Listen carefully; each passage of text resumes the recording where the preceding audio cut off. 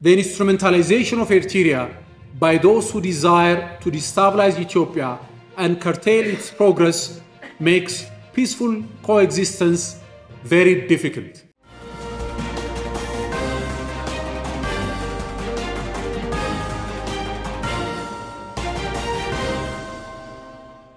የዘውትር አክብሮታዊ ሰላምታችን በያላችሁበት ድረስ ወደ ሸገር ታይምስ ቤተሰቦች እንደምናላችሁ የሰዓቱ ዜናችን ነው ተጀመረ። አበይት ነጥቦችን አስቀድመን እናስተዋውቃችሁ። የኢትዮጵያ መንግስት ኤርትራ በተመለከተ ላለፉት ዓመታት ሲከተል የነበረው ፖሊሲ ከሽፏል፣ ትግስታችን አልቋል፣ በዝምታ አንቀጥልም ብለዋል። ከዚህ ውጪ የአሰብ ወደብ የኢትዮጵያ ቀዳሚ ኢላማ ስለመሆኑ የኢትዮጵያ ውጭ ጉዳይ ሚኒስትር ይፋ አድርገዋል። ዝርዝሩን እንመለስበታለን። ኢትዮጵያ በተባበሩት አረብ ኤሚሬትስ አዲስ አምባሳደር ሾማለች። የጠቅላይ ሚኒስትር አብይ አህመድ ቁልፍ ስትራቴጂክ አጋር ሀገር ከሆኑት መካከል አንዷ የሆነችው የተባበሩት አረብ ኤሚሬትስ የተሾሙት አዲስ አምባሳደር ማናቸው እንመለስበታለን። የኤርትራ መንግስት በአፋሮች ላይ መጠነ ሰፊ የሆነ ሰብአዊ መብት ጥሰት መፈጸሙን ቀጥሎበታል ተብሏል። የአሰብ አካባቢን ጨምሮ በኤርትራ የሚኖሩ የአፋር ተወላጆች እየደረሰባቸው የሚገኘውን ሰቆቃ በተመለከተ የወጣውን ሪፖርት እንመለስበታለን። ከሰሞኑ በኢትዮጵያ አዲስ አበባ ስለከረመው የዓለም አቀፍ የገንዘብ ተቋም IMF ልዑካን ቡድን ጉዳይም ዝርዝር መረጃ አካተናል። እንደተለመደው እየነመጣችሁን አብራችሁን ቆዩ። የዘውትር አክብሮታዊ ግብዣችን ነው። ወደ ቀዳሚ ጉዳያችን እናምራ።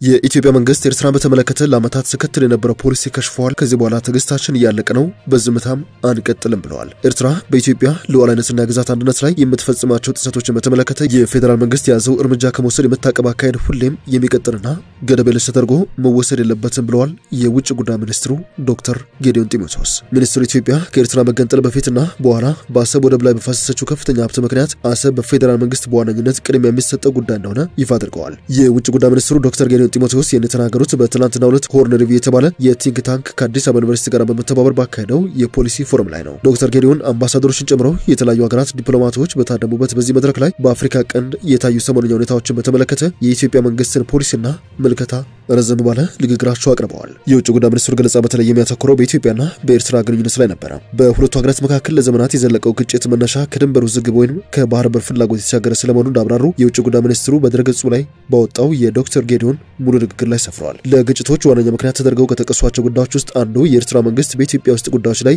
እንደሚፈጽም ያመላከቱት ጣልቃ ገብነት ነው። የኤርትራ መንግስት በኢትዮጵያ ውስጥ ፖለቲካዊ ጉዳዮች ላይ አቋም መያዝ፣ ሀሳብ ማቅረብና በንቃት የመሳተፍ ጭምር መብት እንዳለው ይሰማዋል ሲሉ ሙግታቸውን በማሳያ አስደግፈዋል። ከዚህ ውጪ የኤርትራ መንግስት አመራር ኢትዮጵያ ላይ ጠበኛ ፍላጎት ላላቸው ሁሉም ኃይሎች ራሱን መገልገያ አድርጎ የማቅረብ ዝንባሌ አለበትም ሲሉ ሞግተዋል። የሀገራቱ አመራር ለሶስተኛ ወገኖች ቀጠናዊ ተቀጽላ ሆኖ ለመንቀሳቀስ ያለውን ብርቱ ፍላጎትን በመጥቀስም የውጭ ጉዳይ ሚኒስትሩ ወንጅለዋል። ዶክተር ጌዲዮን ከኤርትራ ጋር በተያያዘ ያነሱት ሌላኛው ሐሳብ የኢሳያስ ዶክትሪን በማለት የጠሩትን ጉዳይ ነው። ይህ ዶክትሪን የኤርትራ ራሷን በራሷ የማስተዳደር ሀገር ሆኖ የመቀጠል ጉዳይ በኢትዮጵያ የጸጥታ መደፍረስ፣ መከፋፈልና አለመረጋጋት ላይ እንደሚመሰረትም ያስባል ብለዋል። በዶክተር ጌዲዮን ገለጻ መሰረት ይህ ዶክትሪን ኤርትራን በኢትዮጵያ ላይ ተቀጽላ አድርጎ ለመጠቀም ከሚፈልጉ አካላት የመነጨ ነው። ኤርትራ በኢትዮጵያ ሉዓላዊነትና የግዛት አንድነት ላይ ከፍተኛ ትንኮሳና ጥሰት መፈጸሟንም ለታዳሚዎች አብራርተዋል። በዚህ ወቅት የኤርትራ ወታደሮች በሰሜን ኢትዮጵያ የሚገኙ በርካታ የአካባቢ አስተዳደር ክፍሎችን ተቆጣጥረው ይገኛሉ ያሉት የውጭ ጉዳይ ሚኒስትሩ እነዚህ ቦታዎች ሙሉ በሙሉ በኢትዮጵያ ሉዓላዊ ግዛት ውስጥ የሚወድቁ መሆናቸውን ገልጸዋል። ከዚህ ውጪ የኤርትራ መንግስት በመንግስት ላይ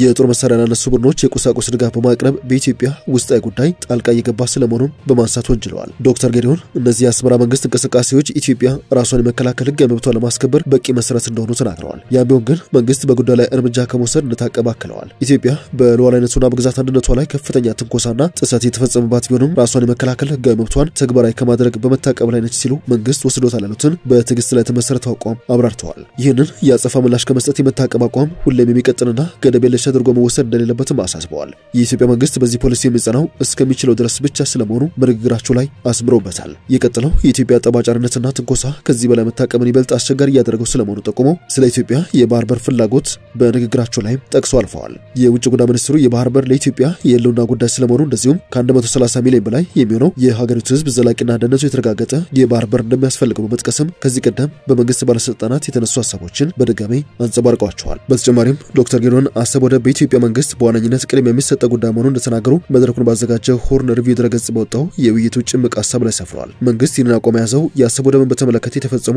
ታሪካዊና ህጋዊ ስህተቶችን ለማረም ካለፈው ፍላጎት የመነጨ ብቻ አይደለም ሲሉ አስረድተዋል። ኢትዮጵያ ከኤርትራ መገንጠል በፊትና በኋላ በወደብ ላይ ከፍተኛ መጠን ሀብት ማፍሰሷ የአሰብ ወደብን ቅድሚያ የሚሰጠው ጉዳይ ለማድረጓ ምክንያት እንደሆነ ገልጸዋል። ከኢትዮጵያ አስገዳጅ ኢኮኖሚያዊ ሁኔታዎች፣ ዲሞግራፊያዊ ሁኔታዎችና ታሪካዊ ሁኔታዎች የተነሳ መንግስት የሚያነሳው የባህር በር ፍላጎት ፍትሃዊ፣ ምክንያታዊና ቅቡልነት ያለው እንደሆነ አስምረውበታል። ዶክተር ጌዲዮን በኢትዮጵያና በኤርትራ መካከል ያለው ውጥረት ሊፈታ የሚችለው በሁለቱ ሀገራት መካከል በሚደረግ ቀጠናዊ የኢኮኖሚ ውህደት በመፍጠር ነው የሚል አቋማቸውንም በግልጻቸው ላይ አቅርበዋል። የኢትዮጵያ ዘላቂና ደህንነቱ የተረጋገጠ የባህር በር የማግኘት ፍላጎትም በዚህ አካሄድ መፍትሄ እንደሚያገኝ አስረድተዋል። ኢትዮጵያ የአሰብ ወደብን በዘላቂነትና ደህንነቱ በተጠበቀ መልኩ ለማግኘት የሚያስችላትን ሌሎች አማራጭ መንገዶችን ለመመልከት ዝግጁ ስለመሆኗ ተናግረው የአይነቱ አማራጭ የኢትዮጵያን የረጅም ጊዜ ፍላጎት የሚያሟላና ለኤርትራም ጠቃሚ እንደሚሆን አብራርተዋል። በኢትዮጵያና በኤርትራ መካከል የሚታየውን መካረር ለመፍታት የሚደረግ የዲፕሎማሲ ስራ የሚከሽፍ ከሆነ ቀጣይ እርምጃ ምን ሊሆን እንደሚችል ለውጭ ጉዳይ ሚኒስትሩ ጥያቄ እንደቀረበላቸው የሆርን ሪቪው መረጃ አመላክቷል።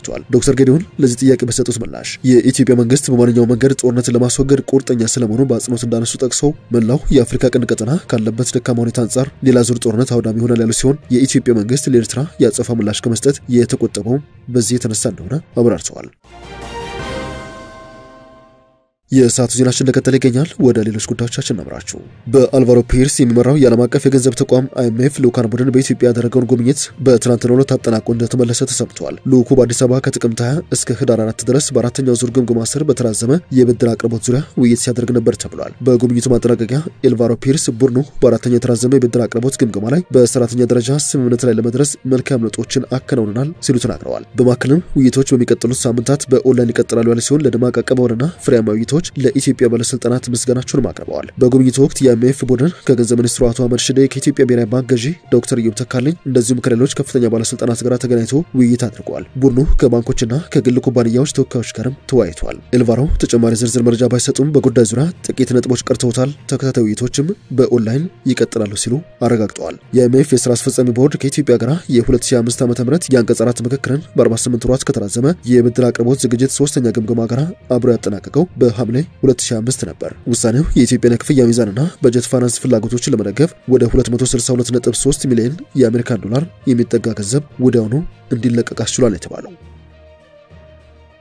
የሰዓቱ ዜናችን እንደቀጠለ ይገኛል። የኢትዮጵያ አየር መንገድ የሶማሊላንድ ራስ ገዝ መንግስት ወደ ግዛቲቱ ለሚጓዙ መንገደኞች ያወጣውን መመሪያ መተግበር መጀመሩን የግዛቲቷ የዜና ምንጭ ዘግበዋል። አየር መንገዱ ወደ ግዛቲቱ የሚጓዙ መንገደኞቹ ሀርጌሳ ወይንም በርበራ አውሮፕላን ማረፊያ ላይ ሲደርሱ የመግቢያ ቪዛ እንደሚያገኙ መልእክት ማስተላለፉን የዜና ምንጮች ጠቅሰዋል። የአየር መንገዱ አሰራር ወደ ሶማሊላንድ የሚገቡ መንገደኞች በቅድሚያ ከሞቃዲሾ የኤሌክትሮኒክ ቪዛ ማግኘት አለባቸው የሚለውን አዲሱን የሶማሊያ ሲቪል አቪዬሽን ባለስልጣን መመሪያ የሚያስቀየር ነው። የሶማሊላንድ መንግስት የሞቃዲሾ የቪዛ መመሪያ በሶማሊላንድ መንገደኞች ተፈጻሚ ሊሆን እንደማይችል በመግለጽ የግዛቲቱ አየር ክልል ሙሉ በሙሉ በቁጥጥር ስር ማድረጉንና መንገደኞች ቪዛ ከሶማሊላንድ ማግኘት እንዳለባቸው በሳምንቱ መግቢያ ላይ ማስታወቁ አይዘነጋም። የተባበሩት አረብ ኤሚሬቶች ንብረት የሆነው ፍላይ ዱባይ አየር መንገድና ዓለም አቀፉ የአየር ትራንስፖርት ማህበርም ተመሳሳይ ማሳሰቢያ ሰጥተዋል የተባለው አየር መንገዶቹ ይህን ማሳሰቢያ ከመስጠታቸው ቀደም ብሎ በሞቃዲሾ የሚገኘው የአሜሪካ ኤምባሲ የአውሮፕላን መንገደኞች የቪዛ ማመልከቻ የሚያቀርቡበት የሶማሊያ ኤሌክትሮኒክ ቪዛ ስርዓት የበይነ መረብ ጥቃት እንደተፈጸመበት አስታውቆ ነበር። ጥቃቱ እንደተፈጸመ አሳሚ መረጃ እንዳለና ከ35000 በላይ የቪዛ አመልካቾች ለመረጃ መንታፊዎች ሳይጋለጥ እንዳልቀረ በትናንትናው ዕለት በአሰራጨው መረጃ ገልጾ ነበር።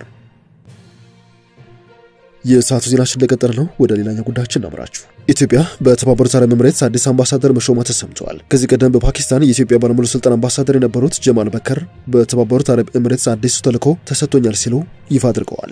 በገለፍ አዲሱ የኢትዮጵያ አምባሳደር ሆነው የተሾሙት አምባሳደር ጀማል በከር በተባበሩት አረብ ኤሚሬትስ ቢሮዬ የመጀመሪያውን ኦፊሻል ስራ ጀምሬያለሁ ያሉ ሲሆን ኤሚሬትስን ውብ ተሻጋሪና አርአያ ሀገር ሲሉ ገልጸዋታል። ከዚህ ውጭ አምባሳደሩ የተባበሩት አረብ ኤሚሬትስ የኢትዮጵያ ስትራቴጂክ አጋር እንደዚሁም የዓለምን ሂደት እየቀየረች የምትገኝ ሀገር ነች ሲሉ አድሰዋታል። አምባሳደሩ በአቡዳቢ እንደራሴ ሆነው እንዲሰሩ በኢትዮጵያ መንግስትና በኢትዮጵያ ሕዝብ የተሰጣቸው እድል እጅግ የሚያኮራና ነገር ግን ከባድ ኃላፊነት ያለበት ነው ሲሉ ገልጸውታል። ከዚህ አንጻር የኢትዮጵያ መንግስት ራዕይ እንደዚሁም አቅጣጫዎች በኤሚሬትስ ኤምባሲ ለሚገኙ ባልደረቦች አጋርቻለሁ በማለት እንድናሳካ በሚጠበቅብን ጉዳይ ዙሪያ መግባባት ላይ ደርሰናል ባይ ናቸው። አምባሳደር ጀማል በከር ከዚህ ቀደም አስደናቂ ደረጃ ላይ ደርሷል ሲሉ የገለጹትን የኢትዮጵያና የተባበሩት አረብ ኤሚሬትስ ግንኙነት አሁን ካለበት የበለጠ ደረጃ እንደምናደርሰውም እርግጠኛ ነኝ ብለዋል። የተባበሩት አረብ ኤሚሬትስ የጠቅላይ ሚኒስትር አብይ አህመድ መንግስት ሁነኛ ስትራቴጂክ አጋር እንደሆነች ይነገራል። መንግስት በሚያከናውናቸው የልማት ስራዎች በአዲስ አበባ በተከናወኑ የቱሪዝምና የውበት ነክ ስራዎች መጠነ ሰፊ መዋዕለ ንዋይ ያፈሰሰች ሀገር ነችም ይባላል። ከዚህ ባለፈ በወታደራዊ ዘርፍ ሰው አልባ ጀቶችን ወይንም ድሮኖችን ከማስታጠቅ ጀምሮ ቁልፍ የኢትዮጵያ የብሔራዊ ጸጥታ ተቋማትን ባጠናከሩ ሪፎርሞች የጎላ ሚና ያላት ሀገር ነች። በተባበሩት አረብ ኤሚሬትስ የኢትዮጵያ አምባሳደር ሆነው ሲሰሩ የነበሩት የቀድሞ የግብርና ሚኒስትሩ ዶክተር ኡመር ሁሴን እንደነበሩ የሚታወስ ነው።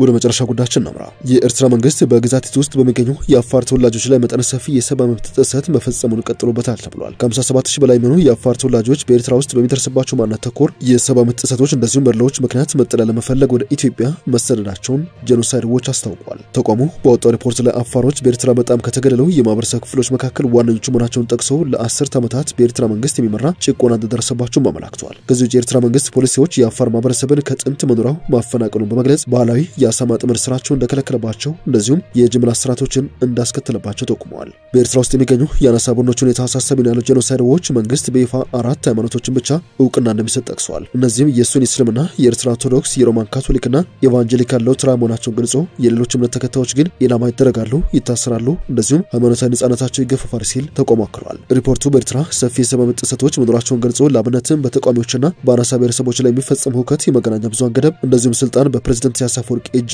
መከማቸቱን አመላክቷል። በዚህም ኤርትራን በዘር ማጥፋት 10 ደረጃዎች ሞዴሉ መሰረት በመሎ ደረጃ 3 በማደራጀት ደረጃ 5 እና በወገንተኝነት ደረጃ ደግሞ 6ኛ ላይ አስቀምጧታል። ይህ ተቋም ከዚህ ውጭ በሰሜን ኢትዮጵያ በተካሄደው ጦርነት ወቅት ኤርትራ የፈጸመችውን ድርጊት አውግዞ ጉዳዩ ወደ ዓለም አቀፍ ፍርድ ቤት ወይም አይሲጄ እንዲቀርብ ምክር ሀሳብ አቅርበዋል። ከዚህ ውጭ አሜሪካ ወይም የተባበሩት መንግስታት ድርጅት አባል ሀገር ኤርትራና ኢትዮጵያ በትግራይ ጦርነት ወቅት ለፈጸሙት የዘር ማጥፋት ድርጊቶች ክስ እንዲመሰረቱ እንደዚሁም በኤርትራ ውስጥ የሚፈጸሙ የሰብአዊ መብት ጥሰቶችን እንዲመረምሩ ጉዳዩንም ወደ ዓለም አቀፍ ፍርድ ቤት አይሲጄ እንዲቀርብ አሳስበዋል።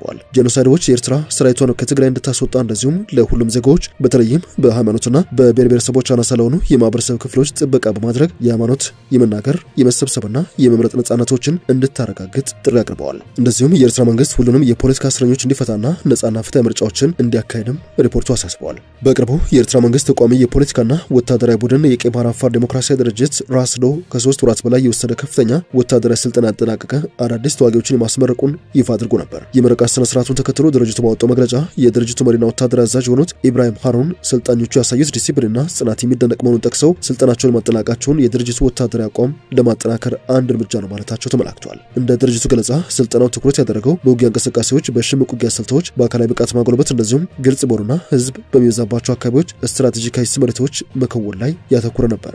ኢብራሂም ሃሩን ቡድኑ የቀይ ባህር አፋር ማህበረሰቦችን መብት የመጠበቅና በኤርትራ መንግስት ይፈጸማል ያለውን ጭቆና የመቃወም ተልዕኮውን በድጋሚ አረጋግጠዋል። በኤርትራ በተቋሚነት የሚንቀሳቀሰው የቀይ ባህር አፋር ዲሞክራሲያዊ ድርጅት ራስዶ ቀደም ሲል ሐምሌ 6 2017 በአፋር ክልል ሰመራ ውጊያ ካካሄዱና በሺዎች የሚቆጠሩ በታደሙበት ህዝባዊ ጉባኤ ማግስት ባወጣው አቋም መግለጫ ዓላማዎቹ እስኪሳኩ ድረስ ፖለቲካዊና ወታደራዊ ትግሉን በህይወት መስዋዕትነት ጭምር ለመቀጠል ያለውን ቁርጠኝነት አስታውቆ ነበር። ወደ ሸገር ታይምስ ቤተሰቦች የሰዓቱ ዜናችን አበቃ። ስላደመጣችሁን አመሰግነን። በያላችሁበት ሰናይ ጊዜ